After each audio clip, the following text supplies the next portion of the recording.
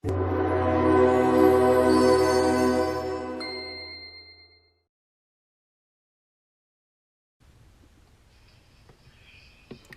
de Samuel, capítulo 15, versículo 22. Primera de Samuel, capítulo 15, versículo 22. Vamos a leerlos juntos. Y Samuel dijo: Se complace Jehová tanto en los holocaustos y víctimas, como en que se obedezca a las palabras de Jehová. Ciertamente el obedecer es mejor que los sacrificios, y el prestar atención que la grosura de los carneros. Es una de las palabras más importantes de la Biblia. Dice: el obedecer es mejor que los sacrificios, y el prestar atención que la grosura de los carneros. Obedecer es recibir la palabra de Dios y actuar según ella. Tenemos que enseñarles a los niños la certeza de que la palabra de Dios hace cambios ciertamente en la vida de cada uno.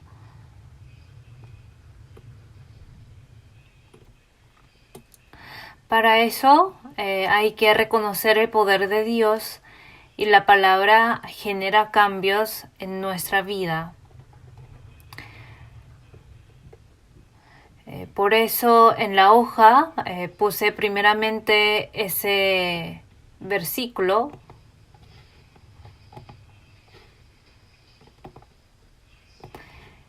Es muy importante hacer la palabra la mía, o sea, aplicarla en mi vida.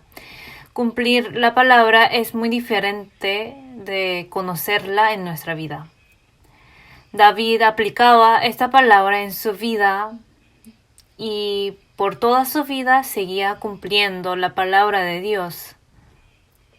En este sentido, vamos a revisar San Juan capítulo 12, versículo 48 dice: El que me rechaza y no recibe mis palabras tiene quien le juzgue.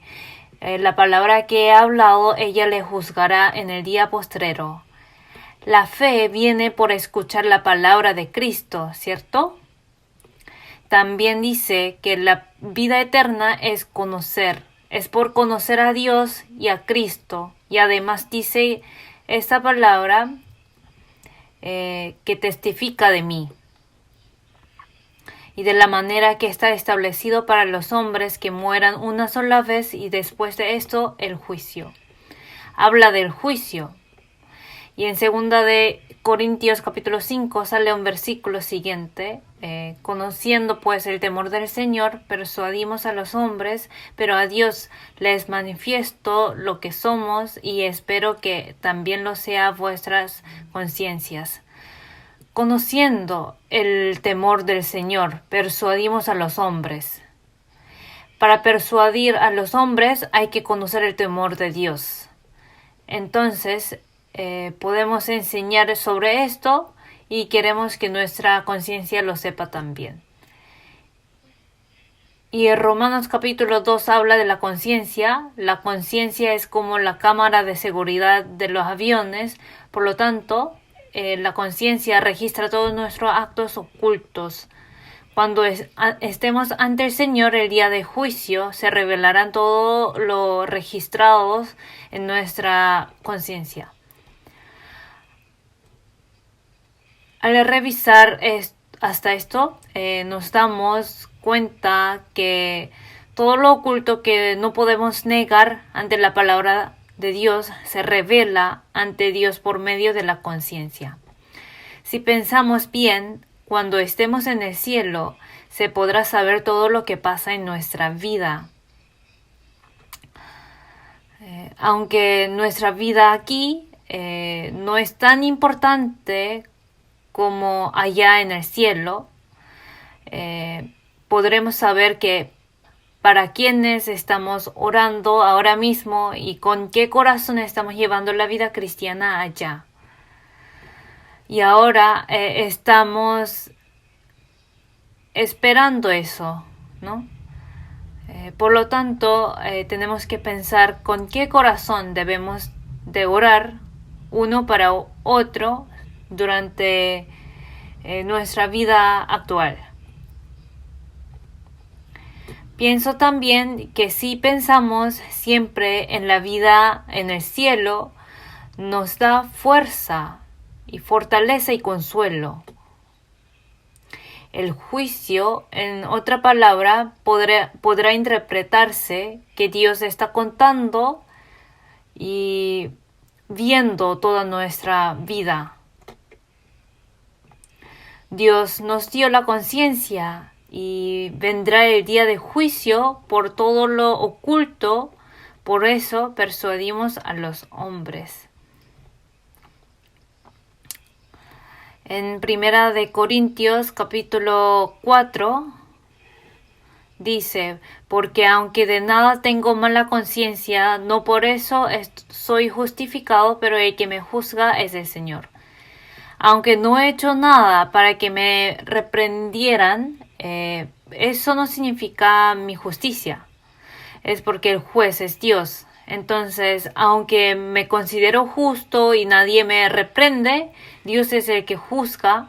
Por lo tanto, aunque de nada tengo mala conciencia, no puedo ser justo.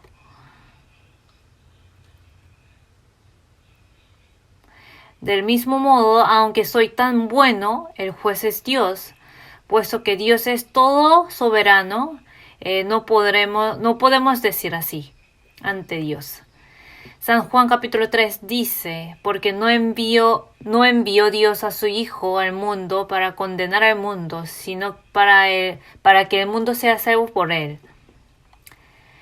Jesús dice que existe el juicio, así que el propósito de su venida a la tierra es para que evitásemos ese juicio. Entonces escribí sobre esto para que los hermanos salvos tuvieran ese corazón. Cuando mis padres, que vivían tan difícilmente, mueren, nos duele mucho por el pensamiento de que van a sufrir en el lago de fuego, ¿no? Y en otra parte existe la gloria y el galardón que Dios les quiera dar a los salvos y nos mostró todos los poderes que necesitemos. Sin embargo, nos dio todos esos poderes, pero el problema es que no los agarramos, no los pedimos. Si solo los tomamos, son nuestros, pero si no lo hacemos, entonces Dios no estará angustiado por vernos así. Pensando así, les escribí eso ahí en el papel. Para explicar más concretamente, la palabra que nos encomendó es un poder inmenso, ¿no? Nos ha encomendado la palabra poderosa por la que se pasan de muerte a vidas solo cuando la predicamos con nuestra boca. Sin embargo, la estamos testificando valientemente. Además, por medio de la palabra, nos dio la vida y todos los poderes. Sin embargo, vamos a pensar si realmente estamos viviendo en la vida valerosa o si estamos tomando esos poderes. San Juan capítulo 3 versículo 11 dice: de cierto te digo que lo que sabemos hablamos y lo que hemos visto testificamos y no recibís nuestro testimonio. Recibir la palabra es lo que nos salvó y nos cambió la forma de vida. La palabra que cambia la dirección de la muerte a la vida, ¿no? Hay que recibir esa palabra como la recibimos cuando recibimos la salvación. Si recibimos la salvación, podemos experimentar la palabra de justicia en la vida cristiana como recibimos la libertad al recibir la salvación.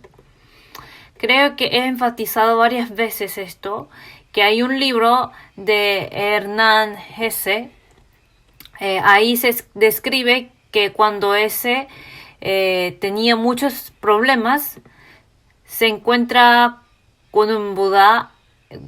Cuando habló con él, era muy buena persona, como se decía entre las personas. Por eso se emociona por la conducta buena del Buda, pero luego rechaza su forma de ser, porque sus lecciones no eran las que comprendió en la vida como la nuestra. Y ese dijo que cualquier hombre puede decir palabras buenas sobre lo que uno comprende viajando solo o meditando solo, apartado del mundo. También dijo así: si es la palabra de la lección que comprendió cuando alguien le dio un cachetazo en este mundo tan duro y perverso, la recibiría. Pero las lecciones que uno comprende apartado de este mundo y decirlas, ¿quién no podrá hacerlo? Así era la idea de ese. Si meditamos un poco más el tema tratado en el libro, podríamos pensar que tiene sentido. Sería bueno si alguien nos diera una lección que comprende en una vida tan difícil. Para nosotros que vivimos la misma vida, nos daría fuerza y podríamos aplicar esa lección en nuestra vida. Pero no nos sirve para eso. En cambio, Jesús es quien nos compadece. Jesús mismo vino en carne injusta para darnos la lección que se obtiene viviendo la misma vida. Por eso la palabra es la compasión. No solamente se compadece, sino también vino para lo que vamos a experimentar en adelante. Vamos a buscar Hebreos capítulo 4, versículo 15. Yo se lo leo. Porque no tenemos un sumo sacerdote que pueda compadecerse de nuestras debilidades, sino uno que fue tentado en todo según nuestra semejanza, pero sin pecado. Fue tentado en todo según nuestra semejanza. Es la voluntad de Dios que nos da la palabra. Es decir, Él es quien se compadece de nuestras debilidades. El versículo 14 dice: por tanto, teniendo un gran sumo sacerdote que traspasó los cielos, Jesús, el Hijo de Dios, retengamos nuestra profesión. El que fue tentado en todo según nuestra semejanza es el que traspasó los cielos y Él es el Hijo de Dios. Él se compadece de nuestras debilidades, por lo tanto no tenemos que rechazar la palabra que nos dio después de vivir la misma vida que nosotros. Eso es la compasión verdadera. No podemos separar nuestra vida de la palabra diciendo obediencia con boca, porque es la palabra que nos dio después de que vino y vivió la misma vida que nosotros, y no podemos excusarnos, no queda más que recibirla. En Primera de Pedro sale una explicación concreta sobre la aflicción. Dice: quien cuando le maldecían no respondía con maldición. Cuando padecía no amenazaba, sino encomendaba la causa al que juzga justamente, quien llevó él mismo nuestros pecados en su cuerpo sobre el madero, para que nosotros, estando muertos a los pecados, vivamos a la justicia, y por cuya herida fuisteis sanados. La razón por la que se compadece de nosotros es así: para permitirnos el tiempo de vivir como justos, se compadece de nosotros. En San Juan capítulo 10 también dice: el que a vosotros oye, a mí me oye, y el que a vosotros desecha, a mí me desecha, y el que me desecha a mí, desecha al que me envió. Nos dio un gran privilegio. No solamente nos encomendó la palabra del poder, sino también nos consideró como sus hijos de Dios. Y dijo que el que recibe a sus hijos es quien recibe a Dios, y el que los deja es quien le deja a Dios. Si hay quien trata bien a mi hijo, a mí me alegra, y si alguien odia a mi hijo, es igual que odiarme. Eso es lo que se siente Dios al vernos. Vamos a leer juntos Salmos capítulo 119, versículo 56. Estas bendiciones tuve porque guardé tus mandamientos. Eso es la obediencia. ¿Cuál será mi bendición? ¿Cuál será mi bendición ante Dios? Porque guardé tus pensamientos. Guardar la palabra de Dios, eso es mi bendición. Vamos a buscar Gálatas capítulo 6. Gálatas capítulo 6, versículo 8. Vamos a leerlo juntos. Porque el que siembra para su carne, de la carne segará corrupción, mas el que siembra para el espíritu, del espíritu segará vida eterna. Hizo que nuestro espíritu renaciera y permitió que nuestro espíritu viviera para su justicia. Ahora el que siembra para el espíritu segará vida eterna. Así dice: Esas bendiciones tuvimos porque guardamos sus mandamientos. ¿En qué debemos dedicar el resto de nuestra vida? Lo que pertenece a la carne se corromperá junto con la carne, pero ahora vivimos diferente. Recibimos la palabra poderosa y vivimos junto con ella para cegar vida eterna. Ahora vivimos para la gloria eterna. Entonces los niños deben de tener una postura, una conducta correcta ante la palabra de Dios, la cual es la de obedecerla. Creo que será bueno si definimos la obediencia así: hacer la palabra la nuestra y vivir aplicándola en nuestra vida. Vamos a buscar primera de Samuel capítulo 16.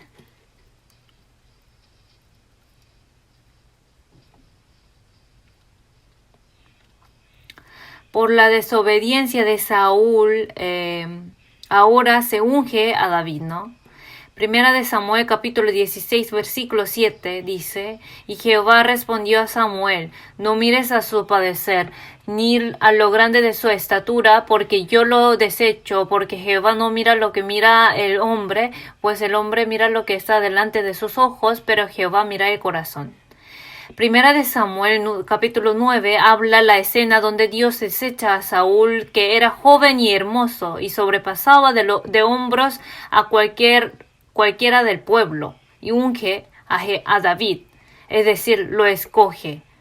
Pues el hombre mira lo que está delante de sus ojos, pero Jehová mira el corazón.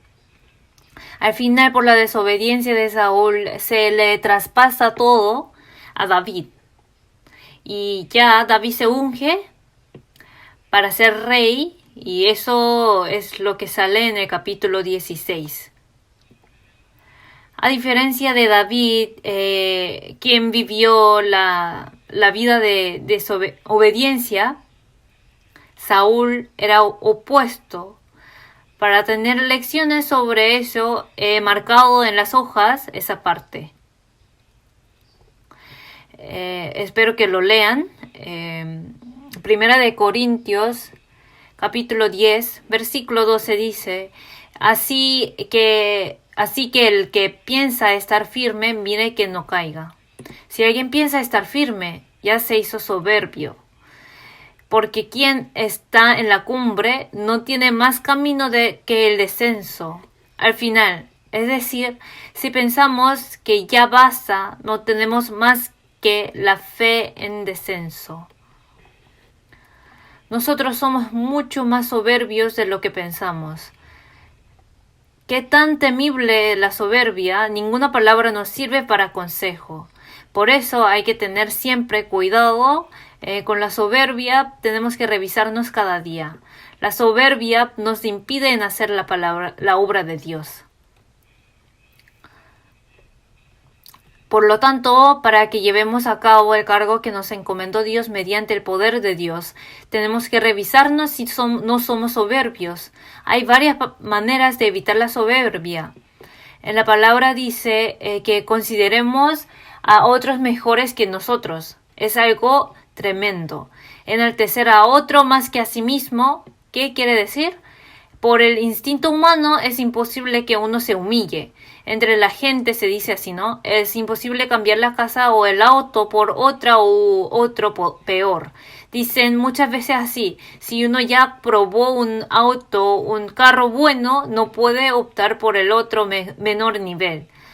Después de vivir en una casa de 30 metros al cuadrado, no puede mudarse a una de 20 metros al cuadrado. Dicen varias veces esto.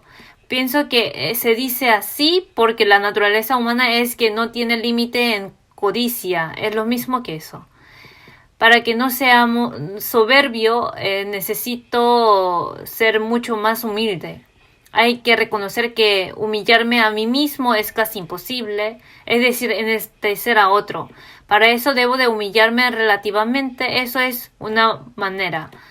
La palabra nos está mandando así, que cada uno considera a otro mejor que a sí mismo, que enaltezca, es igual al cuerpo. Si vemos 1 Corintios, capítulo 12, compara la iglesia con el cuerpo. Ahí sale, para que no haya desavenencia en el cuerpo, sino que los miembros todos se preocupen los unos por los otros. Es muy apropiado explicar la iglesia con el cuerpo, ¿no? Más, los miembros corporales no se pelean entre sí. No existe un cuerpo que pelee con el otro. Más bien, si una mano se hiere, es incómodo lavarse la cara con una sola mano, por lo que la herida cuida a la otra y la cura. Así es la iglesia como el cuerpo. En el capítulo 12 de 1 Corintios dice, de manera que si un miembro padece, todos los miembros se duelen con él, y si un miembro recibe honra, todos los miembros con él se gozan. Si tengo ese corazón, no puedo ser soberbio. Siendo un miembro del cuerpo, si tengo ese corazón hacia los hermanos, eso significa que no soy soberbio. Si no, soy soberbio y tengo que revisarme en detalles. ¿Desde dónde empezó esa raíz de la soberbia? ¿Cómo entró ese corazón? Tengo que ver si siempre juzgo a otro o me quejo. ¿De verdad soy el miembro pegado al cuerpo o no? Cuando otro sienta mal, tengo que cuidarlo. Si de verdad considero la iglesia así o no. Cuando evangelizamos para que el alma reciba la salvación, hacemos muchos esfuerzos, ¿no? Y si con ese corazón amamos, la soberbia desaparece. En ese corazón hacemos cualquier otra cosa para que el alma nueva reciba la salvación. Y si yo estoy amando a los hermanos con ese amor, por lo tanto el amor vence la soberbia. Un día sentí la importancia de la comunión participando en la iglesia. Y participar en la iglesia es algo muy importante. Antes en la planta baja habían puesto un panorama de dibujos. La pared estaba llena de cuadros de dibujos antes, y en ese momento entendí que habían dibujos con mucho esfuerzo. Pero como mi carrera es arte, yo estaba juzgando después de ver la pintura, hablando con los cercanos que de esa pintura el ángulo está mal, lo hubieran perfeccionado más. Ay, ¿qué es eso? Es muy grande, hubieran pintado las caras más vivientes. Así juzgaba cada pintura.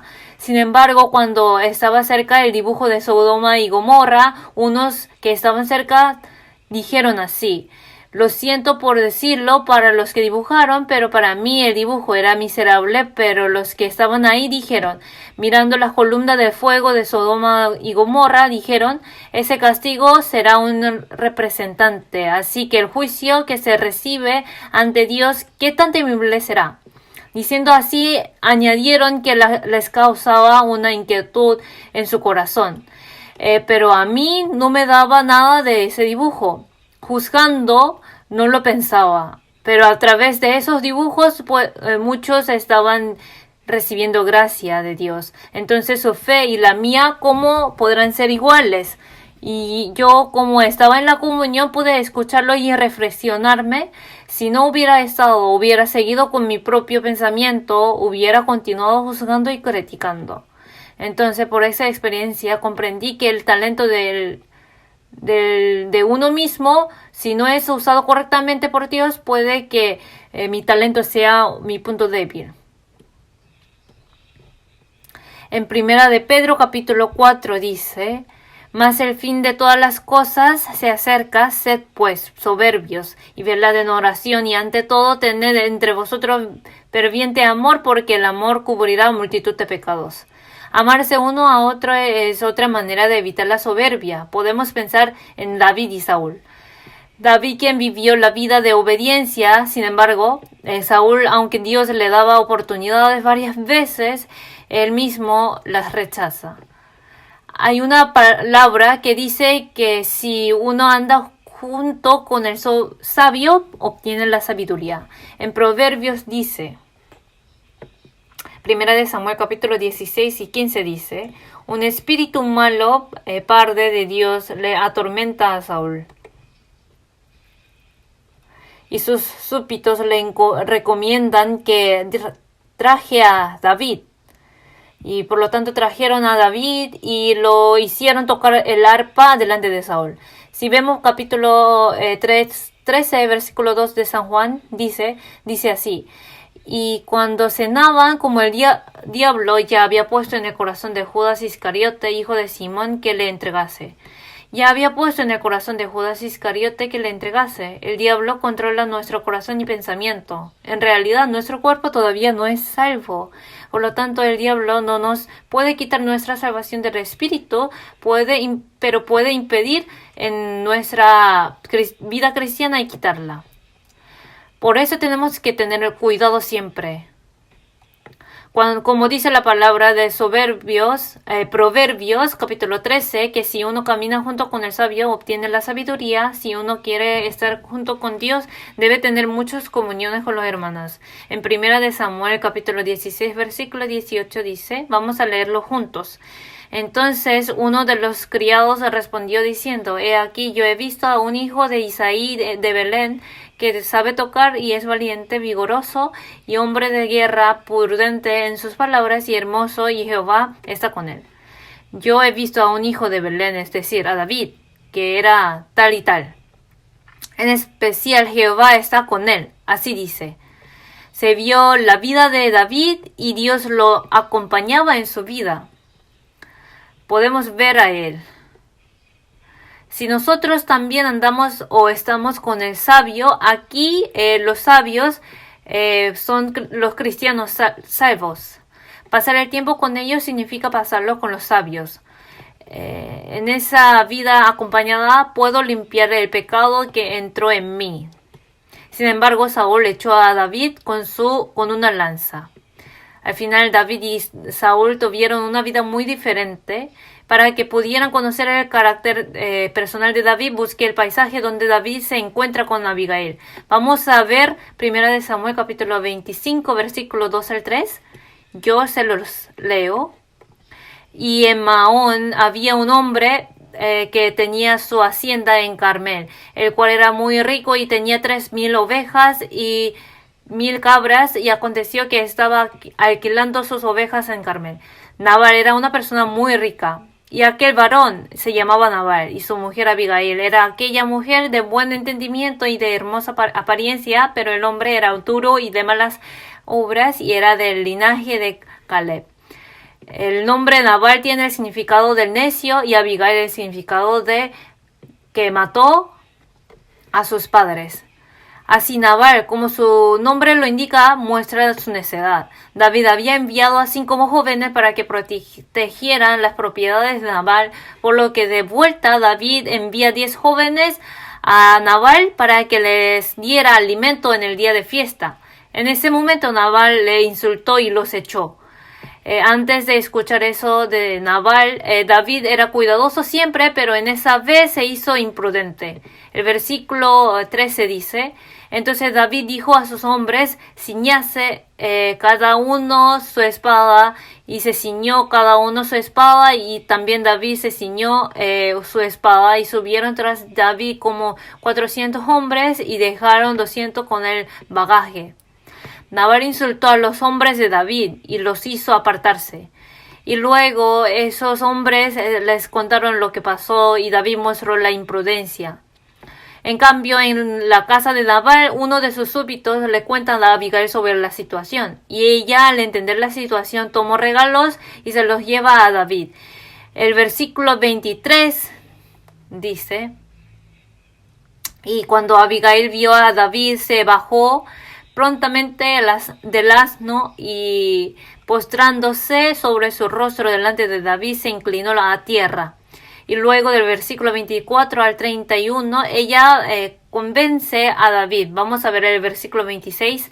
Ahora pues, Señor mío, vive Jehová y vive tu alma, que Jehová te ha impedido al venir a derramar sangre y vengarte por tu propia mano. Sean pues como Nabal tus enemigos y todos los que procuran mal contra mi Señor. Lo que dice Abigail es que Jehová te ha impedido el venir a derramar sangre y vengarte por tu propia mano.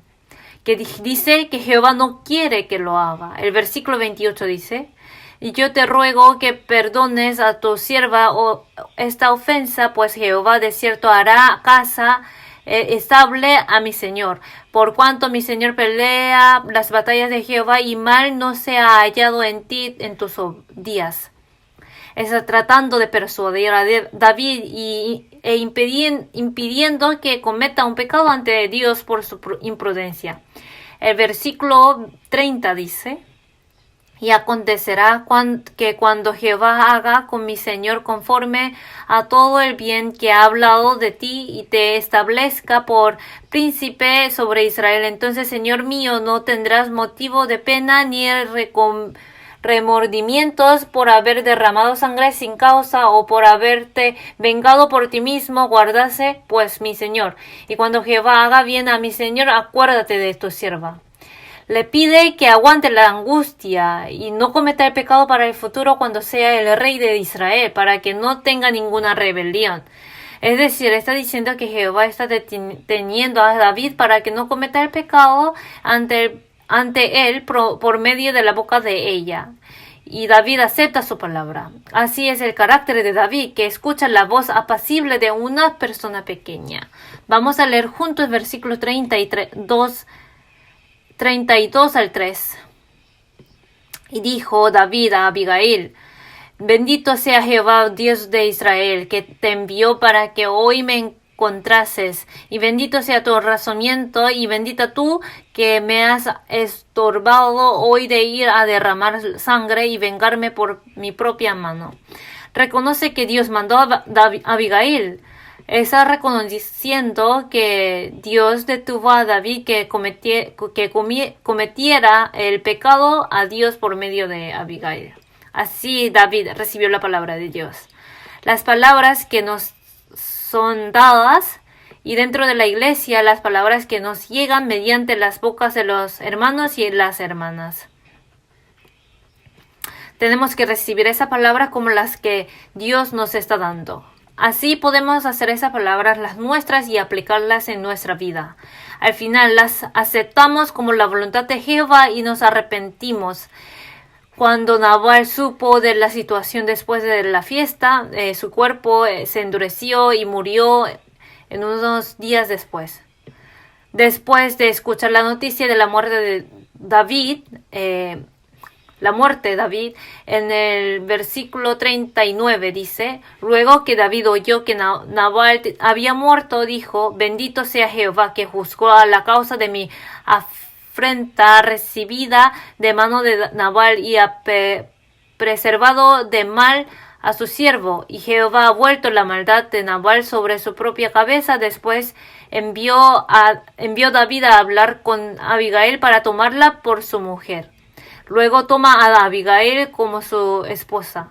Luego que David oyó que Nabal había muerto, dijo: bendito sea Jehová, que juzgó la causa de mi afrenta de recibida de mano de Nabal, y ha preservado de mal a su siervo. Aquí podemos saber que David vivió estando con Dios en su vida. Así pudimos ver la vida de David, que estuvo con Dios.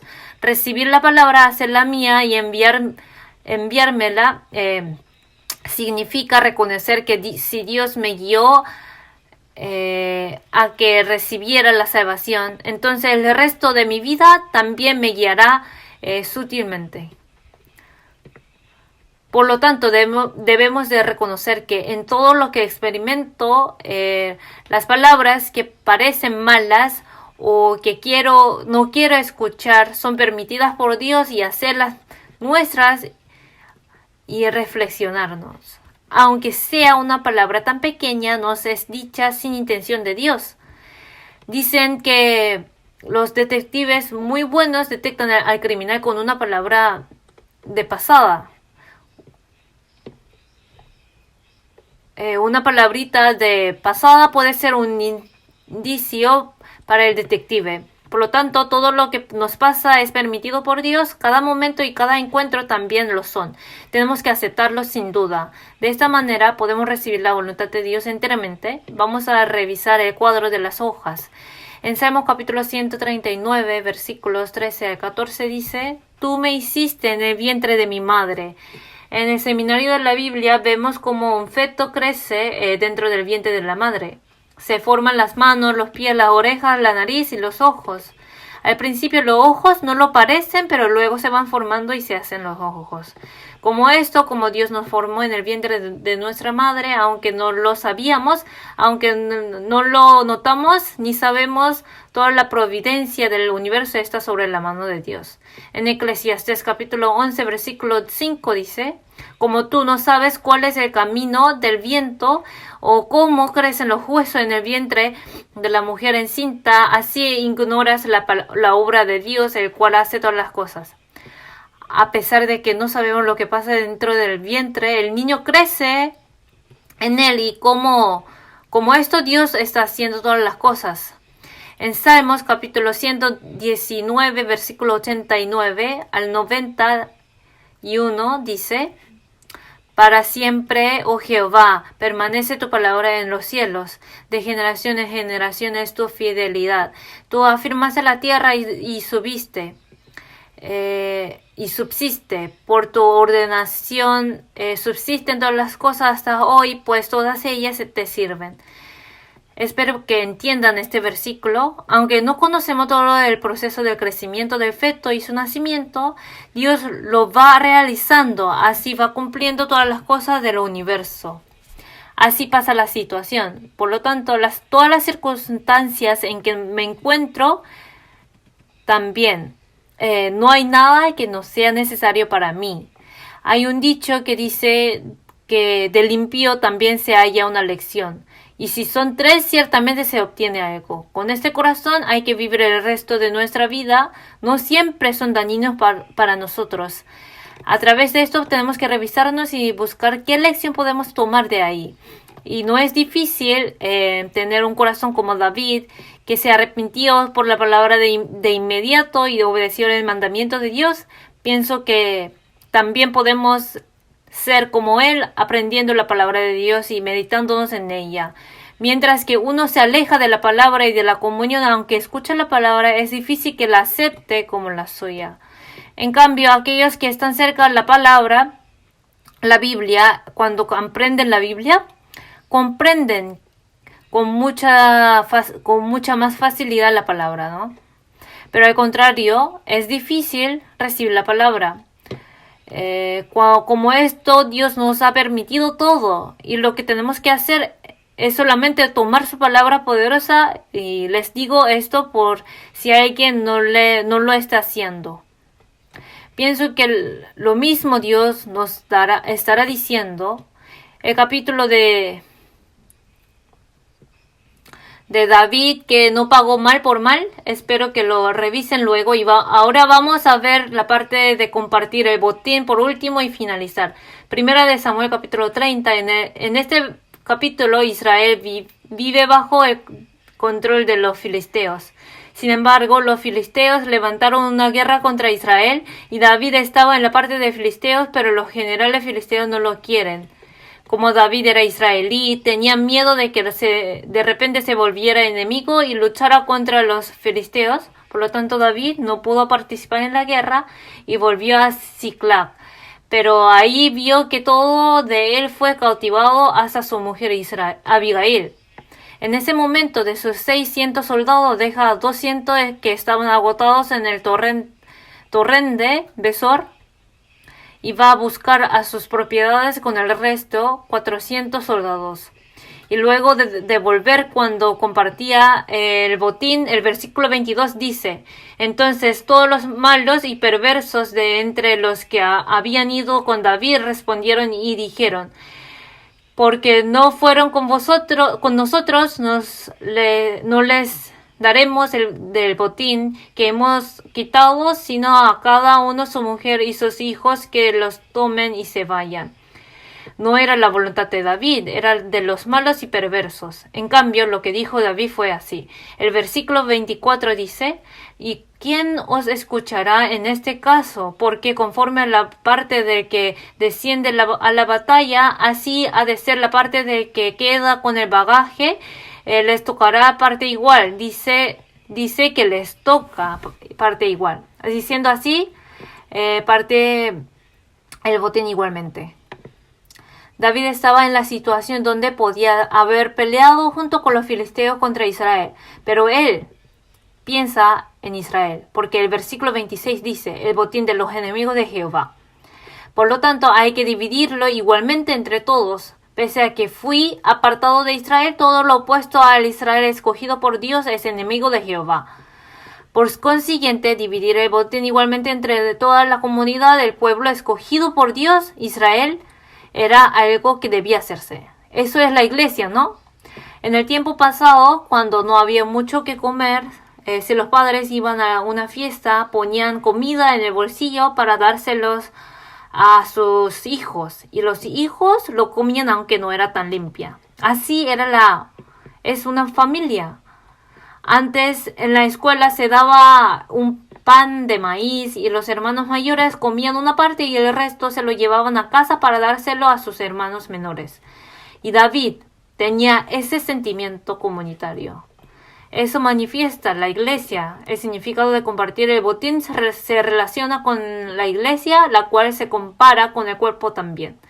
Hay mucho que aprender de David y estaba pensando de qué punto de David podríamos tomar la lección, y luego decidí aprender la lección sobre David, que está preparado para recibir la palabra sobre su carácter humano y aprender sobre obediencia. ¿Y qué es la obediencia entonces? Y recibir la palabra. Hemos aprendido que Dios es quien nos compadece, que se compadece de nosotros y podemos aplicar su palabra en nuestra vida. Vamos a terminar con una oración.